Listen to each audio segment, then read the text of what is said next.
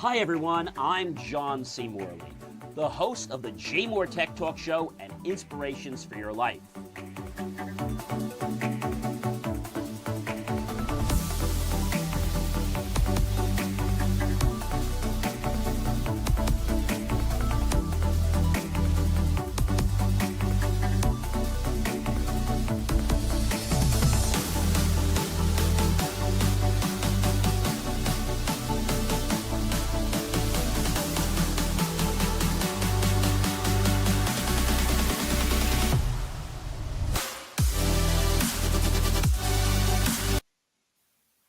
Well, hey guys, it is John C. Morley here, serial entrepreneur, and of course, you know, the host of the J. Moore Tech Talk Show. It is great to be with you today, Friday. We're getting the show out a little bit earlier today. It's September 12th. I do want to take this day to have us just think back and remember all the people that lost their lives in 2001. That was yesterday, quite a few years ago, 2001, over 20-some years ago, at 9/11, the towers. And also, we want to remember Charlie Kirk, who recently got shot and at a very young age, only 31 years old. Thankfully, it looks like the FBI does have the person who shot him in custody. So hopefully that is correct. And again, it's great to be with you on the J. Moore Tech Talk Show. If you notice, we had a little bit of a kerfuffle, I should say, a little interesting word there. So I'm going to be doing a review on the Lenovo P1 Gen. Well, first of all, it is terrible. I'm going to give you a full review on that before I send it back. It crashed streams. It had latency up the yin-yang over 1901 minute. We went back to Lenovo. They just gave us a lot of runaround. But I'm going to do a whole set of reels on that laptop because nobody should be buying the Lenovo P1 Gen. All right. I actually have the P1 6, which is a great, powerful workstation laptop. And I have the Gen 1. I'm waiting for the Gen 3 to come out because the Gen 2 is not that much different. There's a few enhancements, but the Gen 3 has Wi-Fi 7 and a few other great things. Hey, guys, if you're thirsty, feel free to go grab yourself some RO water like I have here. Maybe you want something else to drink. Maybe you want a sandwich, slice of pizza, a piece of fruit. Maybe it's healthy. Maybe it's not. Sweet or tart. That's up to you. And if you have not been here before, well, welcome. And if you're coming back, of course, I want to say welcome back to the J. Moore Tech Talk Show. It is so great to be with you here. And do check out BelieveMeAchieve.com for more of my amazing, inspiring creations after the show, that is, or 24 hours a day. You can check out all my long-form, short-form content. I know you'll definitely will enjoy that. So without any further ado, guys, let's go ahead and kick this show off. All right, everyone? Okay. So, when we think about all the things happening, it can be a little bit crazy. And the title today for the show is basically a global tech quake. Power, politics, and AI collide. Yes, that's a very, very interesting one, guys. And in case you're wondering, this is Series 4, and it's show number 37. All right, guys. And definitely the unfiltered bites, right? The week tech rewrote the rules, I should say. Hey, guys, I'm John C. Morley, serial entrepreneur. If you don't know who I am, hello there. I'm an engineer, video producer, marketing specialist, keynote speaker, podcast host, podcast coach, graduate student, and a passionate lifelong learner. On this episode of the J. Moore Tech Talk Show, we're unpacking a wild week where tech, power, politics, and AI, well, they definitely collided. So dive deep with me as we break down the moves and the motives shaking up our digital world and why you should care. So if you don't have your drink or your beverage, go run and get that because we're getting started. So catch the latest episode within 24 hours of airing on the J. Moore Tech Talk Show on the podcast format for those of you that want it on the road. For even more exclusive content and insights, be sure to visit believemeachieve.com. And I can't wait, ladies and gentlemen, to get my new Lenovo P16 Gen 3, but I don't think that's going to be until October because Lenovo is saying they're not going to release it until then. But we're going to do a lot more with the P1 Gen. Probably on next week's show, we're probably going to reveal some things about it. I might even have the laptop right here. All right, guys, it is so great to be with you. And our first topic is the U.S. targets Chinese drones and trucks. So the U.S. is turning up the heat, or should I say mildly, on Chinese tech giants, targeting drones and heavy-duty vehicles with new reactions. With DJI's huge market share threatened, this move may reshape everything from delivery services to construction and spark a new front in the ongoing U.S.-China trade battle. Yeah, that could be a very big problem for a lot of manufacturers, importers, exporters, etc. So I think that's definitely something. And the U.S. plans these new rules that could restrict or even ban Chinese-made drones and heavy-duty vehicles. With the DJI dominating the drone market, this move is definitely reshaping industries and igniting a fresh trade set of tensions beside what we've had in the past. Our second story comes to us from, this whole thing about Russia. Yes, so Russia is blocking WhatsApp, YouTube, and it's now pushing local apps. Russia is rewriting its playbook for online control, cutting off major foreign apps during planned network blackouts. WhatsApp and YouTube are now blocked with only state-backed tools allowed. And it's a chilling reminder, guys, of how government power can redraw the boundaries of digital freedom in seconds. But sometimes I think the government people, they get too much power and they don't always do what's right for the people. I'm just being honest. So Russia's internet blackouts, as I said, only local apps are surviving. And Russia just revealed which apps will keep running during its planned mobile internet shutdowns. State-backed services like Max Messenger and local marketplaces make the list. But WhatsApp, YouTube, and other foreign apps, well, unfortunately, they're going to be left at the curb to chill. This move is supposedly strengthening Moscow's grip on its digital space. While millions of users are left struggling with outages, this is their solution. And, ladies and gentlemen, citizens are forced onto the Kremlin-approved platforms. The internet blackouts force Russian citizens onto a short list of the approved apps.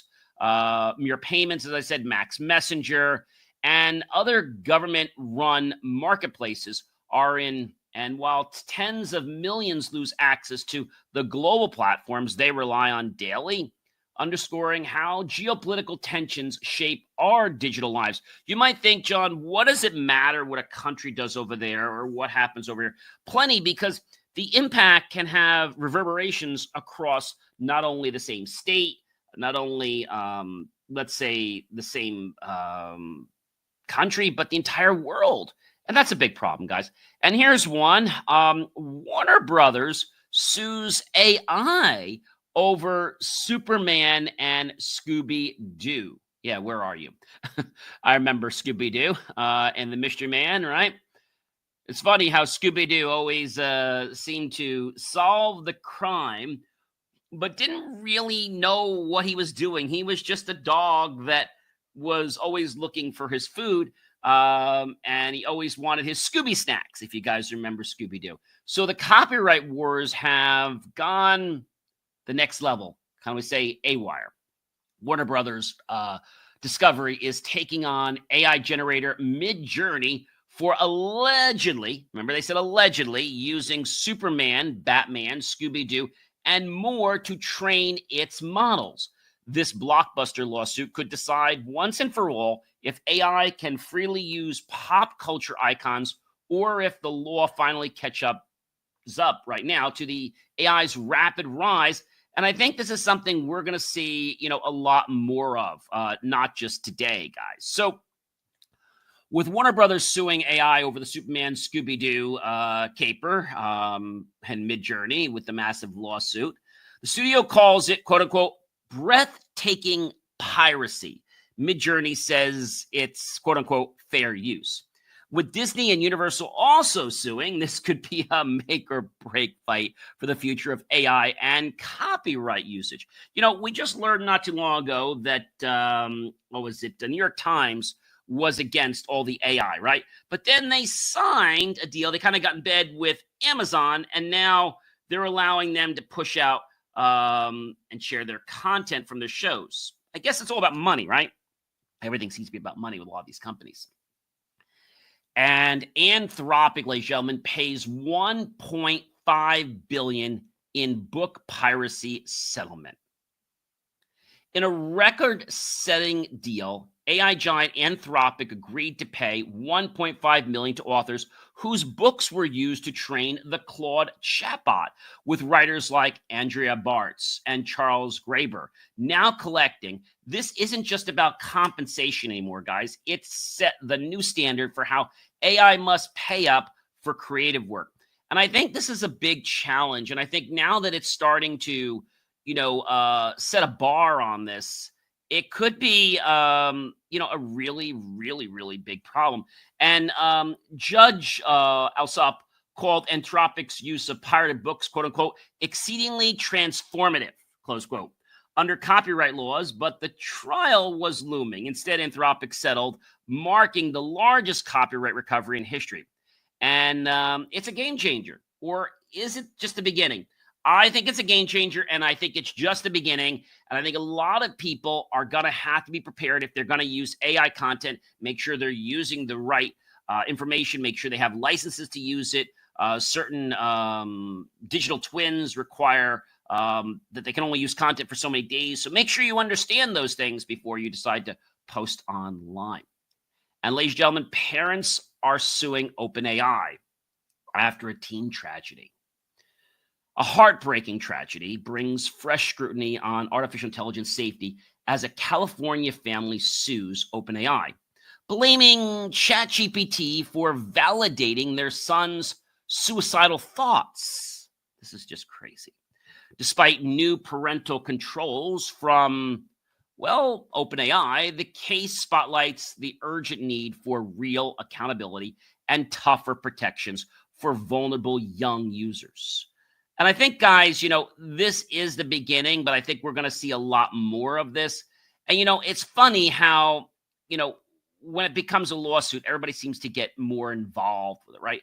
So OpenAI recently rolled out these new parental controls, letting parents link accounts, disable features, and get alerts for acute distress. But the family's lawyer calls it, quote unquote, crisis management, and demands stronger action, even calling to take the AI offline. This case raises serious questions. Can AI ever truly protect teens, or are these safeguards just too little, too late? And I think anybody should have to realize that if you're going to have a conversation with AI, you have to realize there's limitations, right? I understand that lawyers and families, and I understand the gravity of the situation with this loss of their child, and no one deserves that. And I get why these parents are fighting back, because they're upset. But not only that, they don't want this to happen to another teen or another child or another individual. So I get the reason why they're upset. All right. And ladies and gentlemen, Meta blocks the AI from the suicide chats, with teens Meta changing now the course after fierce backlash, updating its AI-powered chatbots now. Instead of taking out and talking about suicide or eating disorders with teens, bots automatically redirect at the point of risk users to a specialist now, which I think that's a great idea, that we can actually redirect them to a certified counselor, right? I think that's an important thing. While it's a step towards safety, many critics question why it wasn't there from the start. I have the same question. And I think the reason it wasn't there from the start, I'm not going to lie to everyone, that green stuff, that money, everything costs money, right? I know you might say, gee, these counselors are there to help, but they don't work for free. So somebody has to pay them. And I know you're probably saying, John, this is a one-off case, but it's not a one-off case. With Meta tightening its rules on its AI chatbots after the backlash over the unsafe teen interactions, Instead of chatting about suicide or eating disorders, like I said, the bot's going to redirect users to expert help. And critics are saying the safety should have come before the launch, not after. And I tend to agree, but a lot of these platforms, they tend to put things out later on. Their whole thing is getting things out and making money. And ladies and gentlemen, Khan Academy pushes AI-powered classrooms. So could artificial intelligence be the secret weapon to customize learning and close school equity gaps? Well, according to Sal Khan, he thinks so, championing a future where AI tutors work hand in hand with teachers. But skeptics are warning, is this true innovation or is it hype from big tech seeking new territory? Or, like I'd say, maybe more money. And that's a very, very big problem when it becomes a money game. What if AI could personalize every student's learning, give teachers superpowers, and close education gaps? Again, this is the mission of Sal Khan in the best case scenario. He said it could transform schools forever. But is this really the truth, or is it just hype to kind of spend more money? I don't know. We'll have to see. And the Red Sea cable cuts disrupt Microsoft Azure. Global businesses and millions of users felt the squeeze as Microsoft Azure faced major outages after multiple undersea cables in the Red Sea were unfortunately severed. The traffic rerouted caused a spark latency spikes and slower speeds, highlighting just how fragile and vital our digital backbone is. And, we don't think about these things until they become a problem. I was home before, I have some family visiting, and I got to tell you, all of a sudden the internet went out, right? And, you notice this almost instantly, don't you? But the thing is, it was a short outage, and then we also stream our TVs. So the TVs took a little longer to come back up, right? And reconnect and get IP addresses and get back to the router. But, the question is, these companies don't really pay for this downtime. I said before, whether we're talking about Optimum, Altice, whether we're talking about Time Warner, any of these companies, no provider, okay, offering services should be able, or no one should be able to provide services or buy a company, I should say, that is outside of their country. So France should not be able to buy a U.S. infrastructure. And I'm not just talking about cable TV, guys. I'm talking about any infrastructure services. I'm talking about water. I'm talking about electric. I'm talking about any type of infrastructure. I'm even going as far as to say buses services, train services, okay? Any kind of, let's say, major infrastructure. So we could be talking about water. We could be talking about electric. We could talk about, we could be talking about anything. And so when these companies get on board, they get on board because they want to make money, right? And it's a problem. And like this thing with Azure, a really big issue. And nobody really knows about it until it becomes a serious problem, right? A serious problem. But what I mean by a serious problem is a problem that affects quite a few people. Now, today, it affected quite a few of us that were here at home. And there was a little disturbance, and I was knocked off for probably, by the time I got back on, about 5 minutes. My mom couldn't watch TV. My dad couldn't watch TV. So it was a matter of rebooting the Roku device and letting it reconnect, because it took a minute or two before the router to come back online. But first, the modem had to come back online and then reconnect. And then after that was allocated, then I was able to get an IP again and get internet. But, I think a lot of people want to push blame, and I get it. But I think there needs to become accountability for the services that are offered, especially when you're offering things like, internet, water, etc. And, I remember many years ago when cable went out, cable was a lot more accountable. I remember a little tiny company in South Jersey, when we had a place in South Jersey, our summer home. I remember this company called Storer Cable. You guys probably remember Storer Cable. So Storer Cable was like a family-run cable company. Good and bad. Well, when it was Sunday and let's say the cable went out and there was no ability to watch the football game that was on or the baseball game that was on in the summertime, You called them and they weren't going to do anything for you. The only way they were going to roll a truck on a weekend, like a Saturday or Sunday, is if 4, 5, or 6 people called. So what I do, I got on the phone, I called my neighbor, had them call. They were out. Another, I had 4 or 5 neighbor calls. And then after that happened, guess what? We magically saw Storer Cable roll out. But then what happened in a few years? You guys know what happened. Who bought Storer Cables? Anybody know who bought Storer Cable? So Storer was actually Storer Communications. And Storer Cable, and again, it was in South Jersey. But if we want to go back and think about it, it was acquired by Comcast in 1994, okay? It was following a broader acquisition of Storer's systems by a consortium that included Comcast, TCL, ATC for Time Inc. The Township of Monroe, for example, granted a franchise renewal to Comcast Cablevision of Central New Jersey, formerly Storer, in 2002, confirming the transfer of ownership. And so, this is pretty interesting. It was actually Kohlberg Kravis Roberts, KKR, that took Storer Cable private in a leveraged buyout from the SCI Holdings. That was back in 1985. But I got to tell you, Storer Cable was a great company. The only problem is on their weekend, because of everything happening, they did not want, or they would not, I should say, roll a truck if it was a weekend. So there was no way you were getting support on the weekend. If your cable went out, well, too bad. And down there in the soil, things always were happening. They'd have to come out and they'd have to take the wire apart. They'd have to resplice it, put a new end on, and everything was fine. And usually didn't take them very long. But the thing is, they never did preventive maintenance. It's when you called, then they'd come out. And if you called them during the week, no problem. But again, Storer Cable got bought out by Comcast. Then they had Xfinity and all these cable companies. They became these conglomerates. And they tried to become telecommunication companies.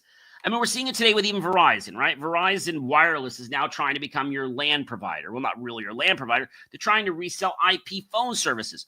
What business does Verizon Wireless have of selling your services like your phone service? They could barely provide wireless service. Why don't they stick in that market? I don't know, guys. I'm just really bent out of shape with the way these cable providers are allowed to just operate and not get penalized for all the damage they're causing and all the, let's say, interruptions. Cyber attack shuts Jaguar Land Rover factories. This was a massive cyber attack, and it has thrown Jaguar Land Rover into crisis, forcing factories to halt and leaving workers, unfortunately, staying at home. With operations across manufacturing and retail crippled, it's a stark warning for every single business. Even the biggest brands are still deeply vulnerable to cyber threats. I always said, guys, it's not a question of if you're going to get attacked, but when, if you are not properly protected. So the luxury automaker says it's working at pace, quote unquote, to restore systems, but retail and manufacturing operations are still heavily disrupted. And this was earlier this week. No customer data is currently been reported to be stolen yet, quote unquote, yet. But the attack highlights how even global giants are vulnerable to cyber threats. Factory restarts and normal operations can now take days or weeks, showing the growing costs and risk of ransomware attacks. Guys, and I don't know if I said this before, but, when you have a, let's say, an antivirus solution, the days of having software that just sits on your computer, well, that's over. Things need to be cloud intelligent.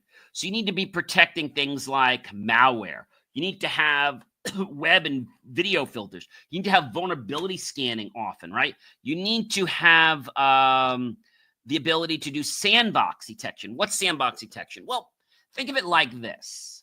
You have this program that you're running, and you don't really know if it's a good program or a bad program. So you let it go play in its own area, like kind of quarantined off from everything else. And you monitor it, but you don't really interfere with it. You just let it do what it's doing.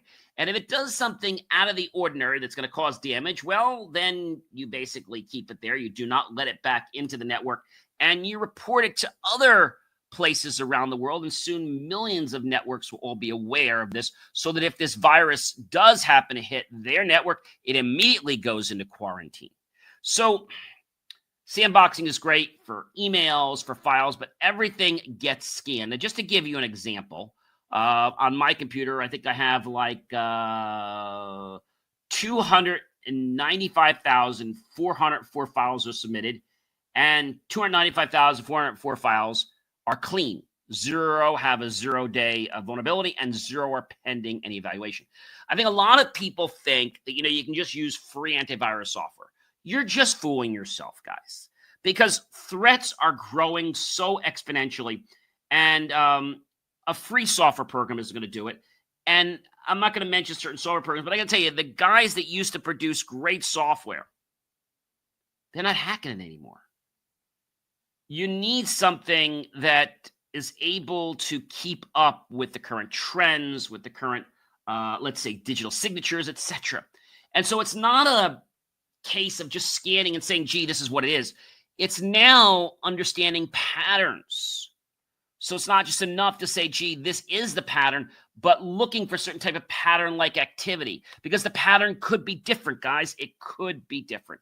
And again, it's not a question of if you're going to get attacked, but when, if you're not properly protected, whether that's your home, whether that's your business, even your smartphone can get attacked. It's not as common. And yes, guys, the Mac can get attacked. You might say, gee, well, the Mac is prone to it. No, the Mac can get a virus. Yes. And other types of malware, such as adware, spyware, ransomware, and even Trojans. Although Mac OS has built-in security features like Gatekeeper and XProtect, these protections are not foolproof and can be bypassed by new emerging threats. Users must remain vigilant by practicing safe browsing habits, only downloading apps from trusted sources, and being wary of phishing attempts. On a lot of the Windows computers, they have something now called Secure Boot. And Secure Boot is an attempt to basically make sure that no program changes the boot sector, which could cause problems on your computer, like trying to infiltrate some type of, let's say, malicious covert virus until you reboot, and then voila, it takes over. And guys, Germany launches, yes, Europe's fastest supercomputer. This is kind of blowing me away that they're doing this. I mean, I would have thought that we would have done this here in the U.S., but I guess not. And entering Jupiter, Germany's new exascale supercomputer now is said to be, that's today, September 12th, 2025. It could change tomorrow. The fastest in Europe, and powered by NVIDIA chips, with the ability to process more calculations than, get this, guys, 10 million laptops combined. Wow. It's a game changer, right? For AI innovation, medical research, and Europe's competition with US and China's tech giants. So I think these are important things to understand. And although I believe our world is definitely growing and we're seeing a lot of things, I believe we still need to be vigilant, and we still need to be at the curve, right? Faster than 10 million laptops combined. Chancellor Merz, quote, says, Jupiter will help Europe compete with the US and China in AI innovation, from biotech to climate research, and aims to boost startups and established companies alike. Europe is officially entering the high-performance computing fast lane, close quote. So there's a lot going on, and everybody is trying to jump on this AI ship because, one, they think it's going to make them a lot of money. But what they don't realize is that the cost of implementing AI is not cheap. So what a lot of people are trying to do is implement it in one area and then have that area be able to roll it out to other businesses in a similar discipline or the same discipline. This is what they did with POS software many years ago, right? If you rolled it out for one business, for retail, well, you could make changes because every business basically has either a product or a service. First, they came out with software that just did services, right? And some services didn't have taxes, some did. Then you didn't really have back ordering on that. But when you got into products, well, then you could have back ordering, right? So you had a back order functionality. You had quantities. Then you had things like shipped, back ordered. Then you got into things like, even in the other system where you had just services, you had things like deposit, right? Retainers. So when this happened, they rolled it out to another market, right? So they started with one market. I remember working with a company, I think they were in Florida, and they made a DOS point of sale system that I used many, many years ago, probably close to 28 years ago. And the software was a pain because everything was proprietary in it. It was all DOS. And I still remember to this day how setting up everything in that software wasn't hard, but it was all password protected, and they never gave you access to any configuration information. So after a year or two of their software being inferior, I just threw them out. I mean, it looked nice and it looked like it did everything great, but it was not flexible when it came time to make changes. Like, even making a change to our invoice was a process, and we couldn't do it ourselves. We had to reach out to them. So that was a big problem. But so rolling it out to a company that sells products and services, everyone pretty much sells a product or a service, right, in business. So they're able to roll it out to things like hairdressers, because product or service, right? They just customize some of the templates and some of the categories. Car washes, right? A little bit different, because a car wash has to do more than just be a point of sale system. It has to actually interact with the controller, so the controller can tell it what type of wash. Otherwise, you'd be doing things manually by hand. What else did they incorporate? Well, later on, they got into things like restaurant point of sale systems. And so then you got into the whole touch market. And so that was pretty cool. But then after the touch market happened, we got into the issue of multi-warehouses. And how do you keep track of inventory in real time? If I take something out, and you're here, we had something called offline inventory and online inventory. Offline inventory was the worst, because you could potentially oversell something. If you were working with live inventory, it would tell you exactly how many you have. And if you went to sell something you didn't have, it would tell you that you're a negative inventory and that you could only sell 3, and then the other 3 you had to issue a purchase order for. So there were ways that this was handled.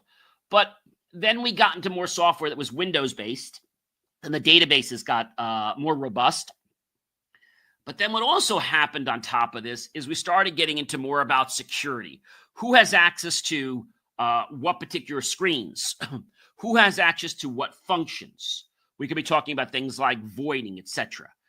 We could be talking about things like, maybe doing a discount.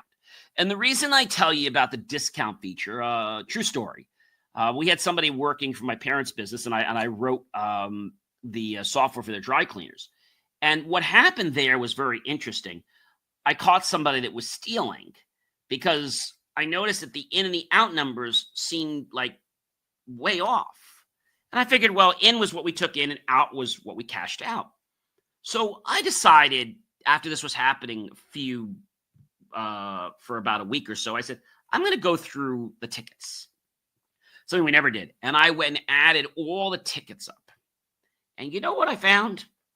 I found that we were off by $500 on the out. Anybody know what the ticket said? So I said, how is that possible? So then I went into the system and I realized that $500 was given in coupons or discounts. I said, okay, fine. So I said, maybe they just weren't marked on the ticket or something, right? Wrong. We only allow coupons at the time the order is brought in. They were running discounts, which is when you take a percentage off, and coupons when you take a dollar value off. When? At the pickup. So they pocket the $10 or the $20. And nobody really noticed it until I said, gee, let's start counting, the invoices and start tabulating them. What I do? I took away the feature to do discounts and voids by anyone except a manager. Now, we had put them on there because we didn't think it was a problem, because once in a while we would allow it. But we never believed that anybody was robbing us $5, $10 a day, $20 a day. because they were beating the system. If the order was $100, well, they suddenly put in that it was 80, took the $100 bill. Later on, the $20 bill went into their pocket. Never did it when the customer was there, though. So these are some things that were happening. So things like cash control and stuff like that came out. And ladies and gentlemen, the SEC plans a big crypto rule overhaul. Yeah, this is pretty big. The US SEC is shaking up the digital world with a new rulemaking agenda to modernize how crypto is regulated. They're looking for streamlined rules that could both lower compliance costs for companies and finally bring digital assets to national exchanges. This is a pivotal shift for the future of the finance world. And I think it's something that's going to definitely turn the crypto market, I'm going to say, on its ear or on its side, because this is very big, guys. Basically, they're shaking up things. And they want to allow digital assets to trade on national exchanges. The SEC chair, Paul Atkins, quote unquote, calls it a new day, quote, for innovation, transparency, and market efficiency. After years of crackdowns, this could be a major win for digital assets industry. Is it the right thing? We'll have to see, because a lot still could go wrong. And Nepal moves to block Facebook access. What's this about? Nepal's government is taking a controversial stand, blocking unregistered social media platforms, including Facebook, to fight misinformation and cybercrime. While authorities claim it's for public good, critics are warning it's a blow to free expression, right? Freedom of speech for millions of citizens living their lives online. And so these are some challenges that are definitely hitting. And so with 90% of its 30 million citizens online, the government claims fake accounts and misinformation are fueling cybercrime and social unrest. Critics warn this could stifle free expression, right, by causing big problems. But authorities are arguing stricter oversights is necessary to protect users and preserve social harmony. Only time is going to tell, guys. And Mr. Trump, President Trump, hosts the Texans in the Rose Garden dinner in a rare show of unity. And President Trump has broke bread with the tech's biggest names. We know Zuckerberg, Tim Cook, Satya Nadella, and OpenAI's Sam Altman, of course, you know him, in the newly renovated Rose Garden about the AI policy, innovation, and the next tech boom we're coming in front of, with the headline grabbing and gathering. And, a big thing's happening right now is, when will TikTok's app come out? It was supposed to come out September 12th, okay? It was supposed to come out. The question is, it's not out yet. So how can they allow TikTok to keep operating? Interesting, right? Maybe you think TikTok's app isn't out yet because its service was temporarily available in the United States. There's some speculation. The initial release, TikTok was originally released in China as Douyin in September 2016. Its international version was launched in 2017. The possible new U.S. app, because of ongoing uncertainty, there have been reports that TikTok may be building a new app specifically for the U.S. market. This version would be separate from one owned by ByteDance, while reports suggest a new U.S.-based app could launch by September 5th. We're well past that. ByteDance has not officially acknowledged these plans. They're saying it may be coming. So the question is a new app coming for TikTok, or is this nonsense? I don't think anybody really knows whether it's coming or not. I think people want to believe it's coming. And this might be just something to keep us quiet so that they let TikTok stay around. But I don't know. I just feel like TikTok is a security risk. They run their company however they want. I know we used to be able to stream on TikTok. We can't anymore because supposedly our content doesn't align with their values. So tech content doesn't align, motivational content doesn't align. Like something doesn't like match up with that. Yeah, something weird there. So, guys, don't miss the full breakdown because, the latest episodes, they drop within 24 hours on the Jay Moore Tech Talk show at believemeachieve.com. And you want to ask something, and this is a very good question, is so what tech was used to find, Charlie Kirk's assailant is probably what you're wanting to know. So they've been working quite a while. Multiple sources suggest that it was a combination of conventional police work, physical evidence, and digital trails that led to the arrest of Tyler Robinson for the assassination of Charlie Kirk. The technology used was part of a larger investigation which involved tips from the public and family members. Authorities reviewed video from university cameras and were able to trace the suspect's movements both before and after the shooting. This footage showed a person matching Robinson's description fleeing the scene. Discord messages. Investigators uncovered messages from Robinson on the messaging application Discord. The messages reportedly contained details about the rifle used and its location, as well as engravings on the bullets. Phone trackings. Following the digital trail, the U.S. Marshals were able to track down and detain Robinson while awaiting the FBI. Pretty cool.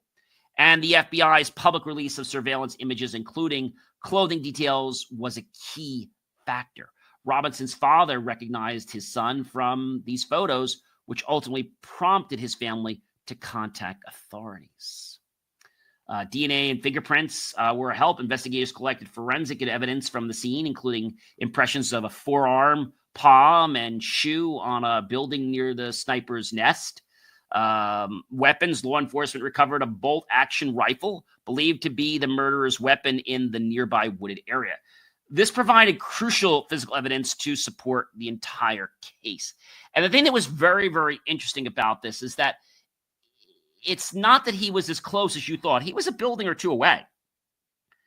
But he was able to get up on the roof. Now, my question is this. This is a really big question. Now, those of you may know I go to Montclair State University and there as a grad student. We can't go on the roofs of Montclair State University. Any of the campuses, we cannot go on the roofs. They're locked.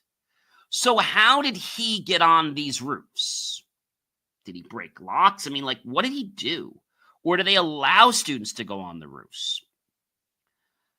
I don't know. I just feel this is and the question I want to know is, so why did they do this to Charlie Kirk? I mean, what was the motive? I mean, do we know?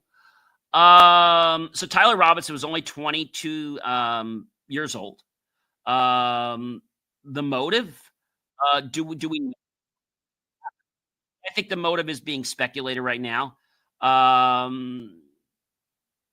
It's kind of crazy, and it's crazy that this happened. Again, there were engravings on the shooter's ammo exposing Charlie Kirk's assassination motive, is what they're saying.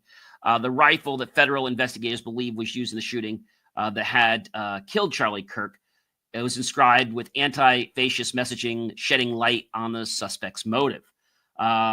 Utah Governor Spencer Cox confirmed the messaging at a news conference recently, saying investigators discovered inscriptions on casings found with bolt-action rifle near the Utah Valley University campus, where Kirk was killed during an event. One used casing and 3 unused casings contained the writings. And so the thing is, what happened? It's really crazy how this happened, but do we know the real reason? Like, do we actually know, like, why did Robinson kill Charlie Kirk? Like, why? Did he say something? Did he do something wrong to him? I mean, did he offend him in some way? I mean, something had to happen, right? I don't know. So Robinson, apparently had become a lot more political in the recent years. And because of this, he was trying to take a stand. Authorities said that Tyler Robinson from Utah in custody just this morning, September 12th, accused him of killing a conservative influencer, Charlie Kirk, who died after he was shot in the neck during a public appearance at the Utah Valley University in Orem, Utah. And Washington City police were keeping media and neighbors across the street from the alleged shooter. So Tyler Robinson is a 22-year-old man who attended school in the South Utah city of St. George, was named as the suspect shooter. Robinson has no criminal history according to the state records. Washington City, where Robinson's family lives, borders a larger city, and Robinson is a registered voter in Utah, but does not have a party affiliation. Social media photos from Robinson's mother, Amber, depicted a tight-knit family where Tyler was the oldest of three sons. The family is shown on vacations to the Grand Canyon and on outdoor excursions like fishing trips. In August, Amber Robinson posted what appears to be an ACT college aptitude test score for Tyler, 34 out of 36, what would place him in the top 1% of test takers. The question is why? Tyler wore a Trump-related Halloween costume in 2017, according to Amber's social media. And the eldest Robinson son actually, he graduated from Pine View High School in St. George in 2021, according to Amber Robinson's social media.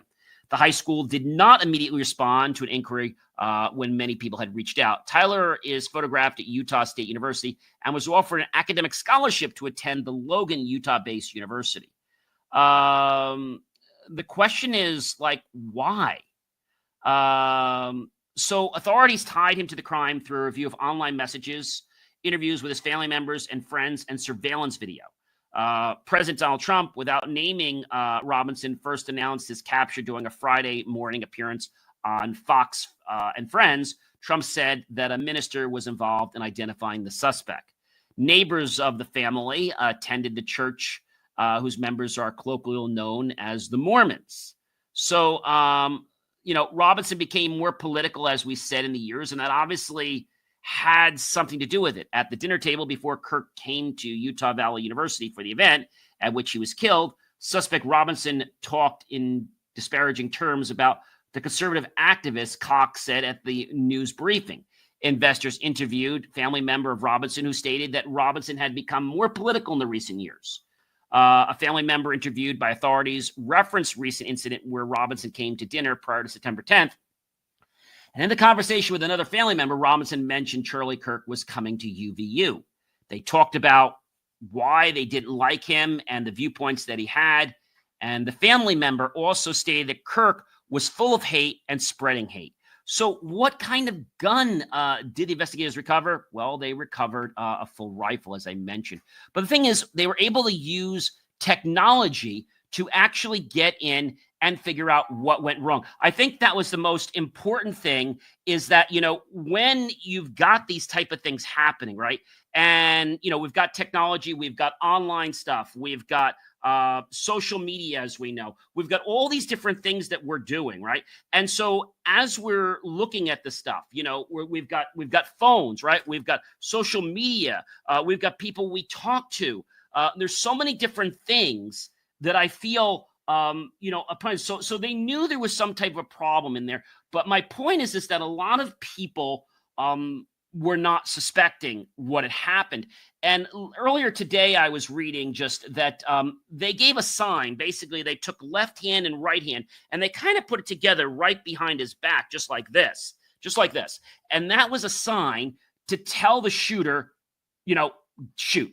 And so there was obviously a few people involved in this. So the technology that was used, the forensics that was used, and all of the different technology that was evolved, they didn't even go through artificial intelligence, and they were able to nail this person just on, some things from, Discord. I've said to you before, whatever you put online, I don't care what it is, that information is not going to be deleted. So if you do put something online, remember something: you cannot take it down. You may try to reach people that, to get things taken down. But the thing is, you can't take things down. Remember, social media does not belong to you. It doesn't belong to me. And you have the ability, okay, to make sure that whatever you're saying is correct. If you do not say the right thing, well, you're not going to be able to take those things down. I think that's a very important thing to understand, is that, social media is a public world for everyone out there. And, it doesn't belong to me. It doesn't belong to you. And so we have to be cognizant, and we have to be respective of the social media, of the world. And my big question about this whole university, and I guess it goes back to a lot of people, is why was he able to get up on a roof, right? I mentioned you at my college. I can't get up on a roof. How did he get up and just go up on stairways and walk to the roof? Did he break the door to get to the roof, or, when the doors open at the campus? I mean, I can't think that any university would leave doors open that somebody could get to the roof. But we know that he got to a roof, and when he got to the roof, he was in the appropriate, they called it nesting position is what the FBI called it. And he was in the appropriate place, and he just sat there. But there were other people on the ground that were making sure that Charlie Kirk was in the appropriate spot so he could hit him dead on. So there was obviously things happening. And I think if we trace this back to what I was saying before, there was some hatred from Robinson about the fact that, he had gotten more political into the views. And I always said, you have a right to agree. You have a right to disagree. That's totally up to you. But what you don't have a right to do is to harm, to hurt, or disparage another person, or to make them feel bad in any other way. So I think these are things that a lot of people had issues with. And so, the fact that, like I said, he was top of his class and everything, and then to be going off. So something obviously set him off. So I think in these type of things, I mean, not that they had to do it, but I mean, I think you have to be careful in who you let at these things, that you kind of know who the people are. But I know it's hard at a university, right? So when we think about the initial insights of, what went on, and we think about this week, and we think about the whole fact of, what's going on, we have to realize just one thing. We have to ask ourselves this question about artificial intelligence. Artificial intelligence is not good. It is not bad. It is a tool, and how we choose to use it makes it so. Remember that, guys. It is a tool, and how we choose to use it makes it so. So if you go use AI, which you could do right now, you could use AI right now to harm somebody. And I wouldn't tell you to do that. But if you do that, then you're using it for the wrong sense, right? If you use AI for a good sense, then you're using it to help other people. But I think a lot of people out there don't realize it. They just say, oh, gee, there's a tool, we can use it. And I think we're getting a lot of these messages from people that are actually overseas. We're getting messages from people overseas. I apologize for some of the interruption in the back. We have my parents visiting, so I do apologize for some of the interactions of people for the backhand again. But, I think when we can look at this from a perspective, and we can think about technology, right? We can talk about things like robots, right? And let's just think about robots for a quick second, all right? So robots, and I'm going to this because I'm actually taking a robotics, computer science, mechanical engineering, and electrical engineering class. So robots in themselves are basically systems, right?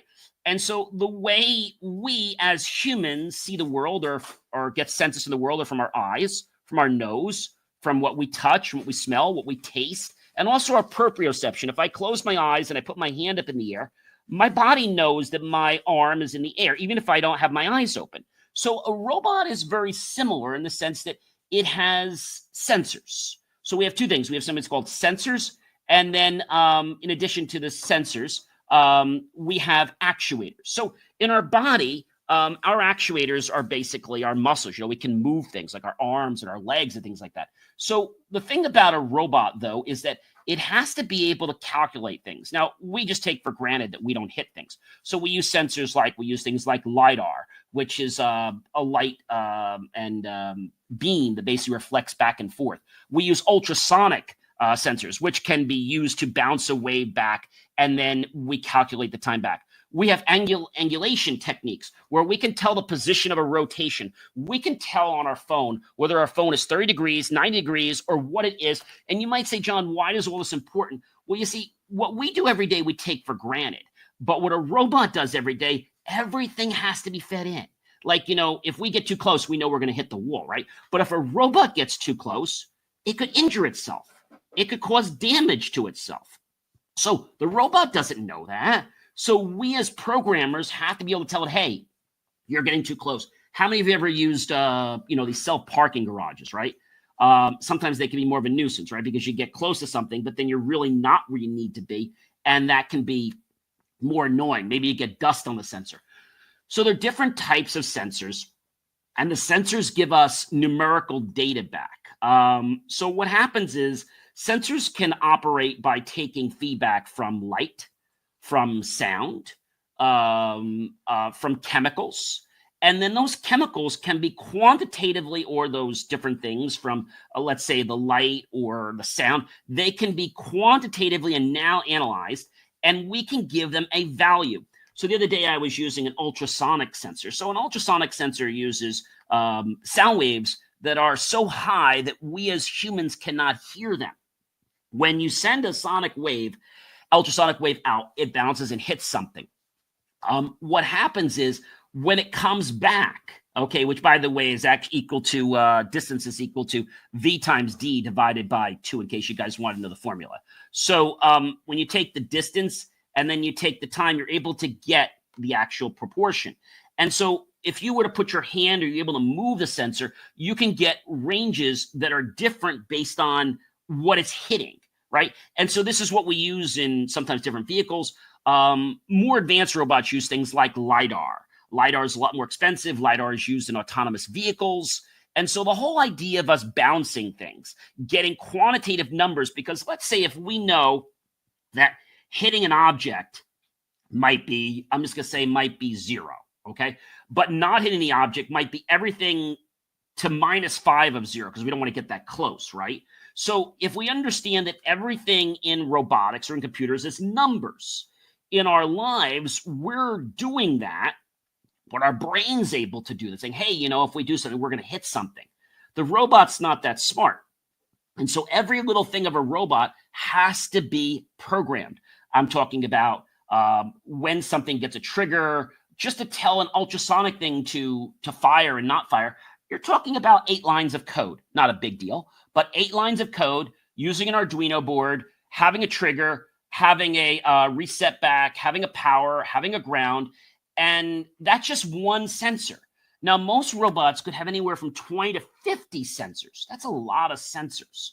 And so there's a robot out there right now called Unitree. Unitree right now runs about $150,000. Unitree is a commercial dog robot. You probably remember Spot from Boston Dynamics. Now, their robot's only about $75,000. The difference between that robot and the one that's $120,000 is, so the one that's $120,000 has actually got LiDAR in the front and LiDAR in the back. Well, the one from Boston Dynamics has some great features, but it has minimal LiDAR.